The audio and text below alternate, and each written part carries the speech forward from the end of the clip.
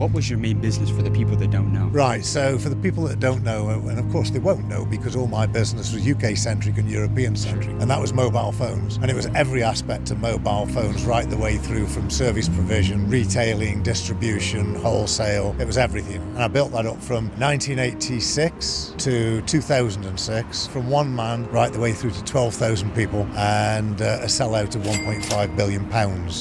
Not those cheap dollars, the pounds. The pounds, my man. My man, I appreciate that, man. Well, hey, they're about to get $1 billion worth of game from you right here, my man. So let's make it happen. Did you come from a lot of money? Like, were your parents rich? Well, my dad was a travelling salesman and my mother was a post-room manager, so I suppose you could say definitely not. Did 20-year-old you have any idea that you were going to become a billionaire? Oh, no. I grew up in the back streets of Stoke-on-Trent in a tiny little house. I had no money and no inspiration. There was nobody around me to inspire me at all, so no, I had no clue. I always knew I was going to be successful. Why? A childhood dream I had when I was 8 years old, and my dream was that I would be driving around in a chauffeur-driven Rolls-Royce, handing £5 notes out to poor people, and that dream had to be fulfilled. But in fulfilling that dream, nowhere in that dream was I a billionaire. I was just successful and wealthy and charitable. So you've made billions of dollars throughout your career. You're 73 now. Yeah. Are you happy today?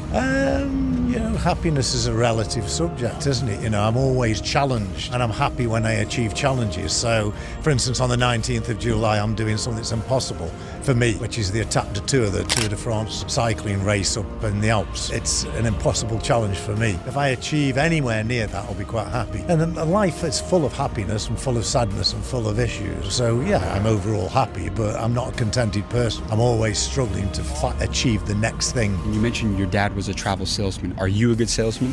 I don't think you're going to get to where I am without being a good salesman. So what was your secret to sales? If you could give me one piece of sales advice that's not taught in a textbook or business Integrity. School, you got to keep your word. Beyond that, when people used to ask me what are these mobile phones like, I would say they're absolutely dreadful. I said there'll be times when all you want to do is throw it on the floor and stamp on it. And they said, well, that's strange. The guy down the road who I've been to said that they're perfect. They're just like the ordinary home telephone. I said, well, that's complete rubbish. I said, they're absolutely dreadful. But if you need one, what are you going to do? It's a unique piece of equipment and you're going to buy one, but expect it to be not very good. And I never lost a sale ever because the truth. And that was the truth. But I used the truth to my advantage to gain credibility with the customer. So the guy down the road that had told him it was just like using a home telephone lost all his credibility as a result of me telling them that it was